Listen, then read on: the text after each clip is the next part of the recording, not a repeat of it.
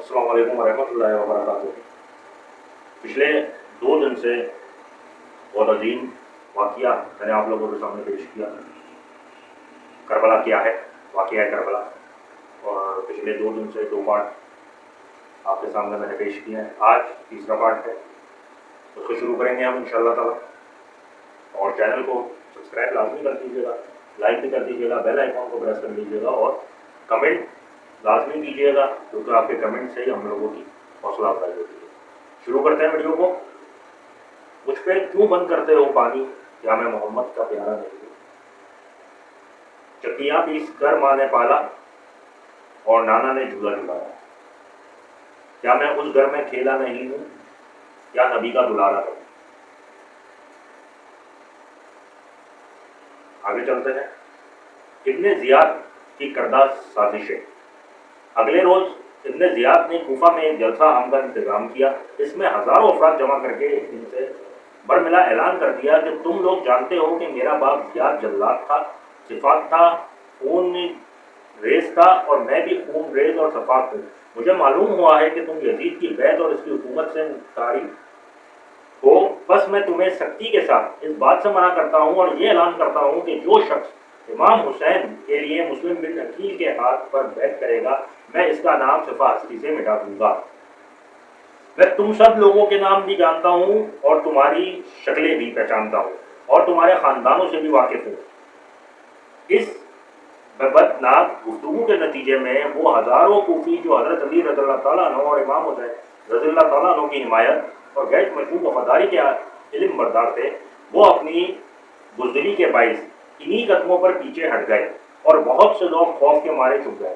بعد ازاں حضرت مسلم بن عقیل کی رہائش کی صحیح خبر معلوم کرنے کے لیے ایک غلام کو 3000 درہم دے کر بھیجا۔ اس کو اطلاع ہو گئی تھی کہ حضرت مسلم بن عقیل رضی اللہ تعالیٰ عنہ اس وقت کوفہ کے ایک رئیس، ایک امیر قبیلے کے گھر میں موجود ہیں، جس کا نام ہانی بن عروہ ہے اور اہل بیت کے ساتھ محبت کرنے والا ہے۔ اس غلام سے کہا کہ تم ہانی کے گھر جاؤ اور یہ ظاہر کرو کہ تمہیں بصرہ والوں نے امام حسین رضی اللہ تعالیٰ عنہ کے حق میں حضرت مسلم بن عقیل کے ہاتھ پر بیعت کرنے کے لیے بطور نمائندہ بھیجا ہے، اور یہ 3000 درہم انہوں نے بطور ہدیہ بھیجا ہے۔ اس بہانے صحیح صورتحال سے آگاہ ہو کر مجھے خبر کرو۔ چنانچہ وہ غلام ہانی بن عروہ کے گھر پہنچا، دروازہ کھٹکھٹایا اور کہا کہ مجھے بصرہ والوں نے حضرت مسلم بن عقیل کے ہاتھ پر بیعت کرنا بطور نمائندہ بھیجا ہے۔ تو وہ اس کی چکنی چکڑی باتوں میں آ گئے اور اندر حضرت مسلم بن عقیل کے پاس لے گئے۔ اس نے ان کے سامنے بھی وہ بات حلفاً کہی اور ان کے دست اقدس پر بیعت کرتے ہوئے 3000 درہم ہدیہ کے طور پر پیش کیے گئے۔ واپس آ کر اس نے ابن زیاد کو خبر دی کہ ابن زیاد نے اگلے روز ہانی بن عروہ کو بلایا اور کہا کہ ہانی، تم جانتے ہو کہ میرے باپ زیاد بن سفیان نے کوفے میں ایک شخص کو بھی خاندان نے نبوت سے محبت کرنے والا نہیں چھوڑا تھا، تیرے سوا سب کو ختم کر دیا تھا اور تجھ پر احسان کرتے ہوئے میرے والد نے تجھے معاف کر دیا تھا، لیکن آج اس اہل بیت کی محبت میں بنو امیہ کی دشمنی کما رہے ہو اور بنو امیہ اور یزید کے دشمن کو اپنے گھر پناہ دے رہے ہو۔ حضرت ہانی رضی اللہ تعالیٰ عنہ نے انکار کر دیا، لیکن جب اس نے غدار غلام کو پیش کیا تو آپ سمجھ گئے کہ سازش کا شکار ہو گئے ہیں اور ابن زیاد کو علم ہو گیا ہے۔ ابن زیاد بولا، اب مسلم بن عقیل کو میرے سپرد کر دو۔ ہانی کہنے لگے کہ میں یہ ظلم نہیں کر سکتا کہ واقعہ رسول کے چشم و چراغ کو میں اپنے ہاتھوں سے حوالے کر دوں۔ اس نے ایک درد ہانی بن عمرہ کی پیشانی پر مارا، اس کا سر پھٹ گیا۔ اہل کوفہ کی بے وفائی۔ ہانی بن عروہ چونکہ کوفے کے رئیس تھے، اس لیے ان کے قبیلے کے ہزاروں افراد ننگی تلواریں لے کر نکل آئے اس خیال سے کہ ہانی قتل کر دیے گئے ہیں۔ یکایک کوفے کی گلیوں میں ایک میر کا کھپا ہو گیا۔ امام حسین رضی اللہ تعالیٰ عنہ کے نمائندے مسلم بن عقیل بھی تلوار لے کر میدان گزر میں آ گئے۔ بعض روایت میں 4000 تعداد آئی ہے، لیکن بعضوں نے 14000 کی تعداد بیان کی ہے۔ یہ حضرت مسلم بن عقیل کی قیادت میں ابن زیاد کے قلعے پر حملہ آور ہو گئے۔ شام تک ابن زیاد نے تیروں کی بارش کی اتنا پتھراؤ کیا، اتنا ظلم و ستم کیا کہ 14000 افراد میں سے مغرب کے وقت تک کم و بیش 500 کوفی حضرات مسلم بن عقیل کے ساتھ رہ گئے۔ اچھا، کسی نے روایت میں یہ ہے کہ 4000 افراد تھے اور کسی نے روایت میں کہا ہے کہ 14000 افراد تھے۔ اب 4000 افراد میں سے بھی آپ لوگ یہ سمجھ لو کہ 500 افراد بچ گئے تھے، اور 14,000 میں سے بھی کوئی تقریباً 500 کے قریب افراد بچ گئے تھے۔ باقی سب لوگ بزدلی کے سبب ان کا ساتھ چھوڑ گئے۔ آپ نے نماز مغرب کی نیت باندھی، 500 کوفی آپ کے مقتدی تھے۔ جب آپ نے سلام پھیرا اور پلٹ کر دیکھا تو ان 500 کوفیوں میں سے ایک شخص بھی نہ تھا۔ اندھیری رات میں ظلم و بے وفا لوگ حضرت مسلم بن عقیل کو تنہا چھوڑ کر گھروں کو واپس چلے گئے تھے۔ اب کوفے کی ہولناک گلیوں میں رات کا ہیبت ناک ماحول ہے۔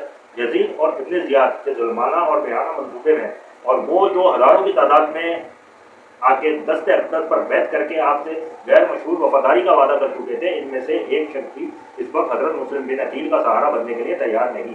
آپ ان بے حیاؤں کی بے غیرتی پر تعجب کرتے رہے۔ آخر تھک ہار کر ایک دروازے پر چپکے سے بیٹھ گئے کہ چلو دیوار سے ٹیک لگا کر رات کی کچھ گھڑیاں بسر کرتے ہیں۔ اچانک دروازہ کھلا اور گھر کی مالکہ نے جھانکا اور کہا، اے بھائی تو کون ہے اور اس وقت میرے دروازے پر کیوں بیٹھا ہے؟ فتنے کا زمانہ ہے، سرکاری پہرے دار پھر رہے ہیں، کوئی سپاہی تمہیں گرفتار کر کے لے جائے گا۔ فرمانے لگے، میں مسلم بن عقیل ہوں، سارا دن صبح سے شام تک جہاد کرتا رہا ہوں اور بھوکا پیاسا ہوں اور جسم تھک کر چور چور ہو چکا ہے، مجھے صرف رات کی چند گھڑیاں آرام کر لینے دے۔ وہ نیک وقت خاتون بھی اہل بیت سے محبت کرنے والی تھی اور دل میں محبت چھپائے ہوئے تھی۔ اس نے مسلم بن عقیل کو اپنے گھر جگہ دے دی، لیکن اسے کیا خبر کہ اس کا بیٹا مسلم بن عقیل کی تلاش میں سرگرم ہے۔ وہ جب رات کو گھر پہنچا، اس ماں نے اپنے کام کو کا خیر سمجھتے ہوئے اپنے بیٹے سے کہا کہ آج ہمارے گھر میں گلستان محمدی کا مہکتا ہوا پھول ہے۔ اس بیٹے نے خمار آنکھوں سے دیکھا اور ابن زیاد کو خبر دی۔ اس کے سپاہی آئے اور مسلم بن عقیل پر حملہ آور ہو گئے۔ دیر تک آپ نے دفاعی جنگ لڑی، لیکن تنہا تھے، گرفتار کر کے ابن زیاد کے پاس پہنچا گئے۔ ابن زیاد نے آپ کو عانی بن عروہ کے ساتھ قید میں رکھا۔ یہ خبر پھر کوفے میں آگ کی طرح پھیل گئی اور کم و بیش 18,000 افراد پھر حضرت مسلم بن عقیل کی رہائی کے لیے آئے۔ حضرت مسلم بن عقیل کی شہادت۔ ابن زیاد اہل کوفہ کی نفسیات اور کیمیا فطرت سے بخوبی آگاہ تھے۔ اسے علم تھا کہ یہ لوگ انتہائی بزدل، ڈرپوک اور کم ہمت ہیں، شیر کی طرح آگے آگے ہیں مگر مد مقابل کے بگڑے تیور دیکھ کر فوراً ہی سہم جاتے ہیں۔ اس نے ان کی اس بزدلی، کم ہمتی اور بے غیرتی سے پورا فائدہ اٹھایا اور حضرت امام مسلم بن عقیل اور حضرت عانی کو شہید کرنے کا فیصلہ کر لیا کہ ان حضرات کے سر کوفیوں کی بھیڑ میں پھینک دیے جائیں۔ ان کے کٹے ہوئے سر دیکھتے ہی ان کی یہ سب نعرے بازی ختم ہو جائے گی اور یہ جوش و خروش بھول کر دم بدم کر بھاگ جائیں گے۔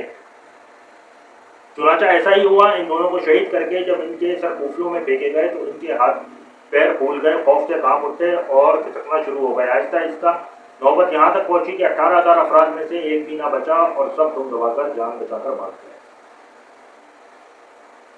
ایک سوچ، ایک ذہن، ایک دماغ سوچتا ہے انسان کا، ظاہر بات ہے میرا بھی، آپ لوگوں کا بھی سوچتا ہوگا کہ کیا تاریخ تھی، کیا زمانہ تھا اس وقت۔ ظاہر بات ہے جنگیں تھیں، بے تحاشا جنگیں تھیں، جنگ ناروا تھی، جنگ خیبر تھی، جنگ خندق تھی، جنگ بدر تھی، جنگ احد تھی، اور بھی کئی جنگیں ہیں، انشاءاللہ تعالیٰ ان کا بھی آگے میں ذکر کروں گا۔ لیکن ہمارے نبی آقا سرور کائنات حضرت محمد مصطفیٰ صلی اللہ علیہ وآلہ وسلم کو ہر بات کا علم تھا۔ ان کو یہ تک پتا تھا کہ ان کے نواسۂ رسول، ان کے جو نواسے ہیں، ان کے جو چشم و چراغ ہیں، اور یہاں تک کہ ان کے خاندان کا جو ایک فرد ہے، حضرت علی سے لے کے Bibi Zainab, Bibi Fatima, Bibi Zahra, اور یہاں تک کہ حضرت مہدی علیہ السلام اور عباس، حضرت عباس علیہ السلام، مطلب جتنے بھی لوگوں نے یا جتنے بھی میں کہوں گا کہ شہدائے کربلا نے اس وقت شہادتیں حاصل کی ہیں، تو وہ ایک عظیم شہادتیں ہیں۔ ان کا تصور بھی میں یا آپ یا ہم لوگ یا میں کہتا ہوں اس دنیا میں کوئی کر ہی نہیں سکتا کہ اپنے نواسے، اپنے نانا کے کہنے پہ اور اتنی بڑی قربانیاں کوئی دے نہیں سکتا۔ انہی کی لوگوں کی بدولت آج ہم اس مقام پہ ہیں کہ اسلام کا جھنڈا لا الہ الا اللہ محمد رسول اللہ ہمارے سامنے ہے اور ہم مسلمان ہیں۔ اگر ایسا نہیں ہوتا تو ہم یہاں نہیں ہوتے، اور نہ اسلام ہوتا، نہ دین ہوتا، کچھ بھی نہیں۔ آگے چلتے ہیں۔ امام مسلم کے دو صاحبزادے حضرت مسلم بن عقیل نے جب یہ منظر دیکھا تو آپ نے چھوٹے صاحبزادوں کو جو کہ معصوم بچے حضرت محمد اور حضرت ابراہیم اپنے ابا کے ساتھ کوفے آئے تھے ان کو قاضی شریف کے ہاں حفاظت کے لیے بھیج دیا۔ تاریخ کی اکثر کتابوں میں یہی کچھ آتا ہے کہ حضرت محمد اور حضرت ابراہیم جو حضرت مسلم بن عقیل کے بیٹے تھے اور معصوم تھے ان کو بھی حضرت مسلم بن عقیل کی شہادت کے بعد شہید کر دیا گیا تھا، لیکن روزہ شہادت میں ملا حسینی کاشمی نے اس واقعے کو یوں بیان کیا ہے کہ حضرت مسلم بن عقیل نے ان دونوں شہزادوں کو حضرت شریف رضی اللہ تعالیٰ عنہ کے یہاں بھیج دیا اور فرمایا تھا کہ بیٹوں تم ادھر ٹھہر، میں تمہارے چچا ہانی کی رہائی کے لیے جنگ کرنے جا رہا ہوں اور ابھی لوٹ کر آتا ہوں۔ وہ دونوں اس لمحے سے اپنے والد کی واپسی کا انتظار کر رہے تھے۔ سارا دن گزر گیا، پھر ساری رات بیت گئی، لیکن حضرت مسلم بن عقیل واپس تشریف نہ لائے۔ ان معصوم بچوں نے پردیس میں لقمہ تک تناول نہ کیا تھا۔ ایک عجیب پریشانی تھی، مایوسی کی کیفیت تھی، نہ پانی پیتے تھے نہ کھانا کھاتے تھے۔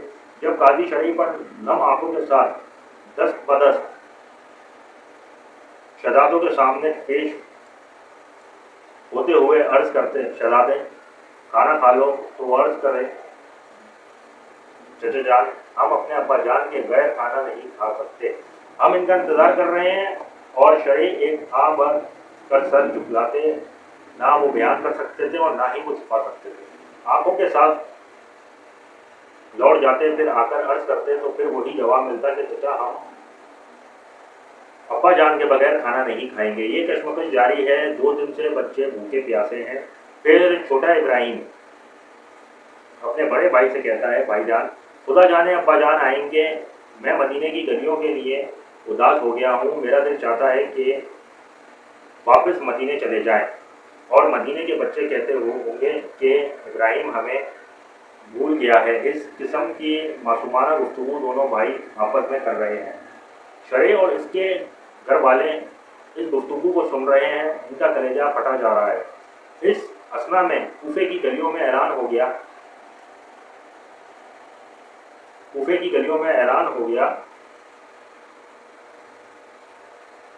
کہ جو شخص مسلم بن عقیل کے دونوں بیٹوں کو گرفتار کر کے لائے گا اسے انعام و اکرام سے نوازا جائے گا، اور جو شخص ان دونوں کو اپنے گھر میں پناہ دے گا اسے سخت سزا دی جائے گی۔ اب قاضی شریف سے رہا نہ گیا، اس لیے کہ ہر طرف جاسوس ان بچوں کی تلاش میں تھے۔ وہ دل تھام کر بڑی پریشانی کے علم میں شہزادوں کے سامنے آ کر عرض کرنے لگے، میں بڑے افسوس کے ساتھ تمہیں یہ خبر سنانے کے لیے مجبور ہوں کہ تمہارے بابا حضرت مسلم بن عقیل کو شہید کر دیا گیا، اور یہ ہزاروں کوفی جو کل تک تمہارے ہاتھ چومتے تھے، تمہارے دامن چھو کر اپنی آنکھوں سے ہاتھ پر بیٹھ کر کے ان کی خاطر کٹ بڑھنے کا اعلان کرتے تھے، سب کے سب تمہارا ساتھ چھوڑ چکے ہیں۔ اب سوائے اس کے کوئی چارہ نہیں کہ تم چپکے سے مدینے چلے جاؤ۔ اگر میں تمہیں مزید اپنے گھر ٹھہراتا ہوں تو کسی بھی لمحے تمہاری گرفتاری عمل میں آ سکتی ہے۔ بچے رو دیے، انہوں نے سمجھا کہ شاید باقی کوفیوں کی طرح چچا بھی ہم سے باقی ہو گیا ہے۔ کہنے لگے، چچا جان کیا آپ بھی ہمیں گھر سے نکالنے لگے ہیں؟ عرض کیا، نہیں شہزادوں، بات یہ نہیں، لیکن تمہاری حفاظت اس طرح ممکن ہے کہ تم مدینے چلے جاؤ۔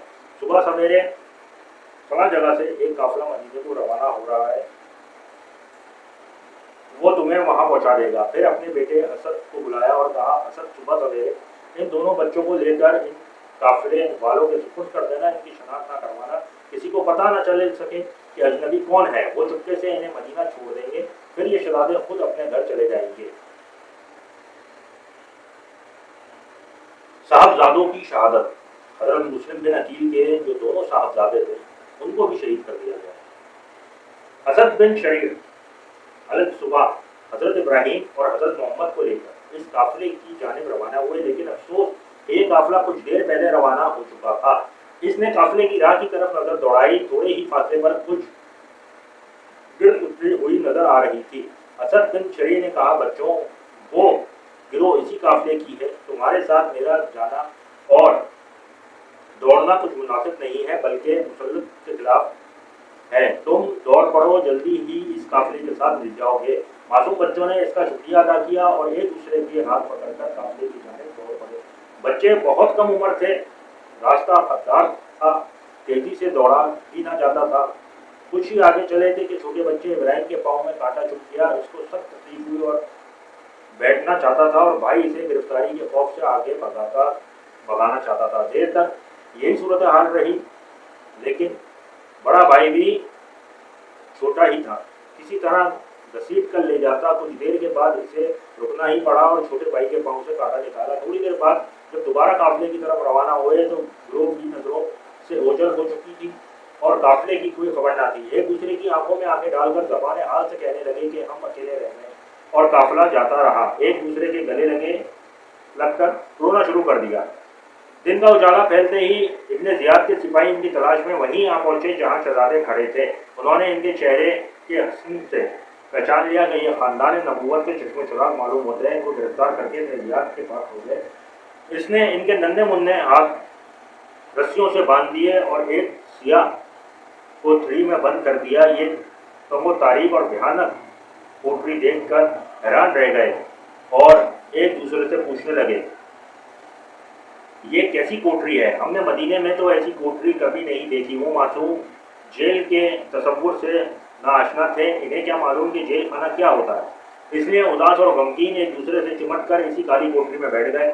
इन बच्चों ने 3 दिन से कुछ खाया पिया ना था। जिस्म निढाल हो चुका था और परेशानी की कैफियत इसके अलावा थी। रात भर रस्सियों की तकलीफ के सबब रोते रहे, परेशानी में सारी रात तड़पते रहे। ये मंजर देखकर एक सिपाही पहरेदार को तरस आ गया। इसने चुपके से इनकी रस्सियां खोल दी और अपनी अंगूठी इन्हें देकर कहने लगा, शहजादों, मैं भी दिल में तुम्हारे ही खानदान की मोहब्बत छुपाए हुए हूँ, लेकिन हालात ने जुल्म सितम व जबर व बर्बरत पर मजबूर कर दिया है। मेरी अंगूठी ले जाओ, चुपके से छुपाकर के मकाम पर पहुंच जाओ, कादसिया के मकाम पर पहुंच जाओ। कादसिया में फला जगह मेरा भाई रहता है, इसका नाम ये है, इसे मेरी अंगूठी दिखा देना, वो तुम्हें आफियत से मदीना पहुंचा देगा। इन मासूम बच्चों को क्या खबर कि कादसिया कहाँ है?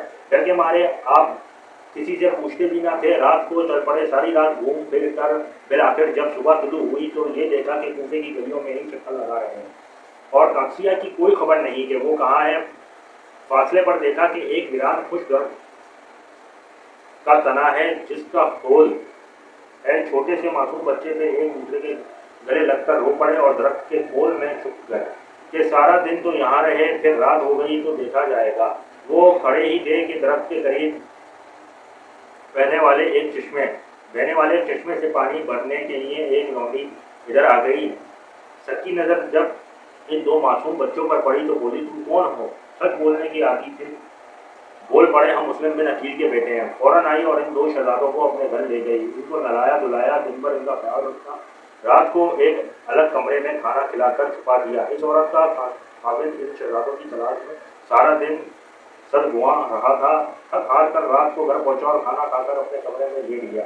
एक कमरे में वो मालका और उसका शौहर लेटे हुए थे, दूसरे कमरे में तनहा 2 मासूम बच्चे थे। अचानक रात को एक भाई ख्वाब देखता है कि दहशत का मंजर है और हमारे नाना हजरत मोहम्मद मुस्तफ़ा सल्लल्लाहु अलैहि वसल्लम एक मजलिस में जलवा फरमा है।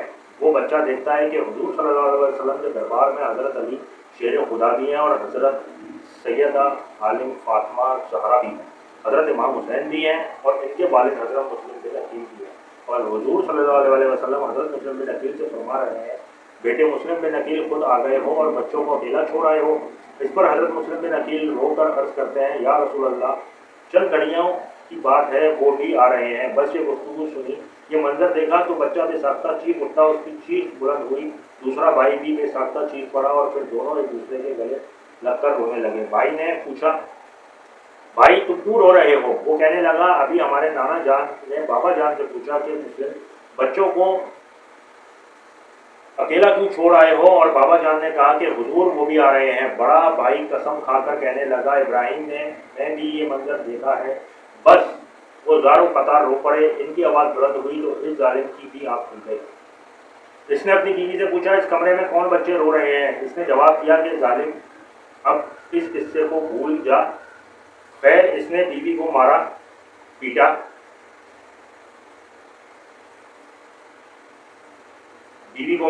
और सख्ती से दरवाजा तोड़कर अंदर घुस गया। बच्चा थर्रा रहे थे, खौफ से कांप रहे थे। इसने आकर बच्चों को घिसुओं से पकड़ लिया, तमाचों से मारना शुरू कर दिया और जालिम कहता था कि जालिमों, मैं 3 दिन से मुसलसल तुम्हारी तलाश में हूँ और तुम यहाँ आराम से छुपे हुए हो। نہ مجھے کھانے کا ہوش ہے نہ پینے کا، تم نے مجھے بے حد پریشان کیا ہے، اب میں تمہیں نہیں چھوڑوں گا۔ بچوں نے کہا بتاؤ تو صحیح، ہم نے تمہارا کیا بگاڑا ہے، تم ہمیں کس وجہ سے مار رہے ہو؟ وہ آگے کوئی جواب نہ دے سکا اور گرفتار کر کے ابن زیاد کے پاس لے گیا۔ ابن زیاد نے ان بچوں کو قتل کرنے کا حکم دے دیا۔ اس شخص نے دونوں شہزادوں کو پکڑا اور شہر کے ایک گوشے میں لے جا کر باری باری اپنی تلوار سے دونوں کو نہایت بےدردی سے قتل کر۔ چرستان مصطفی کے یہ دونوں پھول کھلنے سے پہلے ہی مرجھا گئے، ان کا مقدس خون زمین پر بہہ گیا، سر تن سے جدا ہو گئے اور تن خاک پر ماہی بے اب کی طرح تڑپنے لگے۔ پھر یہ دونوں سر، مسلم بن عقیل اور ہانی کے سر، سب یزید کے پاس پہنچا دیے گئے اور اسے اطلاع کر دی گئی کہ تیرے جرم و ستم کی تسگئی کا سامان یوں فراہم کیا جا رہا ہے۔ شہزادے شہید ہو گئے۔ شہادت سے پہلے وہ اس بات پر بھی پریشان رہے کہ ہم تو جا رہے ہیں، لیکن کوئی ہمارے چچا حسین کو خبر دیتا اور انہیں پتہ چل جاتا کہ کوفی پھر گئے ہیں اور یہاں تشریف نہ لائیں۔ یہی تمنا دل میں لیے اور دنیا سے رخصت ہو گئے۔ تبھی اللہ ذوالجلال نے، کیونکہ وہ رحیم ہے، کریم ہے، سب کچھ جانتا ہے، اور اس نے اتنی عبرت ناک موت دی تھی اس کو، یزید کو، کہ ابھی بھی اگر آپ لوگ یوٹیوب پہ یا دوسری جگہ سرچ کریں، انشاءاللہ تعالیٰ میں آپ لوگوں کو دکھاؤں گا، تو اس کی قبر کو دیکھو آپ لوگ کہ تنہا ہے، اکیلا ہے۔